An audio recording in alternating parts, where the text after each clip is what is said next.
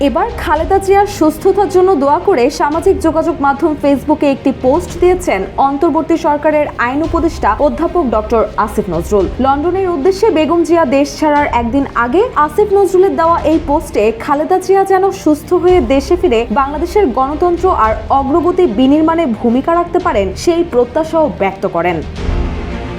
ওই পোস্টে আসিফ নজরুল লেখেন, চিকিৎসার জন্য নভেম্বরে বেগম খালেদা জিয়ার বিদেশে যাওয়ার সম্ভাবনা ছিল। সেরকম একটা সময়ে আমি ওনার সঙ্গে সৌজন্যমূলক সাক্ষাৎ করতে যাই। একান্তে কথা হয় কিছুক্ষণ ওনার বাসভবনে। তিনি বলেন, বেগম জিয়া গণ অভ্যুত্থানের ছাত্র নেতৃত্বের প্রশংসা করেন এবং অন্তর্বর্তী সরকারের সাফল্য কামনা করেন। জানান সবসময় তিনি খবর রাখেন দেশের। তিনি আরও লিখেন, আমি ওনার স্বাস্থ্যের কথা, হাসিনা শাসনামলের দুঃসহ সময়ের কথা জানতে চাই। লক্ষ্য করে তিনি একবারও শেখ হাসিনার নাম নিচ্ছেন না। অবশেষে সরাসরি জানতে চাই, নুরতাজে অর্ডার করে জিতে নিন গাড়ি, বাইক, আইফোন সহ কোটি টাকার পুরস্কার। অর্ডার করতে ভিজিট করুন nurtaj.com। এত সাফার করলেন আপনি, শেখ হাসিনার ওপর রাগ লাগে না আপনার? তিনি একটু নীরব থাকেন, তারপর ম্লান কণ্ঠে বলেন, রাগ করে কি করব বলেন, আল্লাহর কাছে বলি।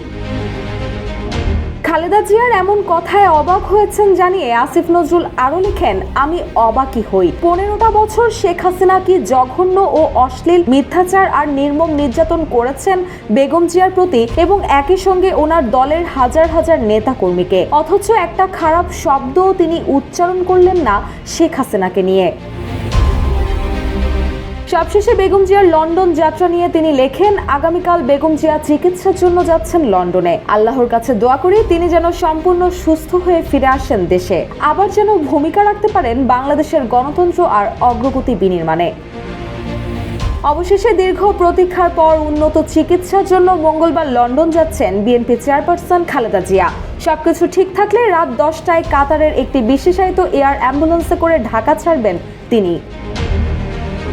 জানা গেছে, যুক্তরাজ্যে পৌঁছানোর পর সরাসরি তাকে লন্ডন ক্লিনিকে ভর্তি করা হবে। সেখানে কিছুদিন চিকিৎসার পর যুক্তরাষ্ট্রের ম্যারিল্যান্ড জনস হপকিন্স বিশ্ববিদ্যালয় হসপিটালে তার চিকিৎসা নেওয়ার কথা রয়েছে। রুশা সুর, জয় জয় দিন।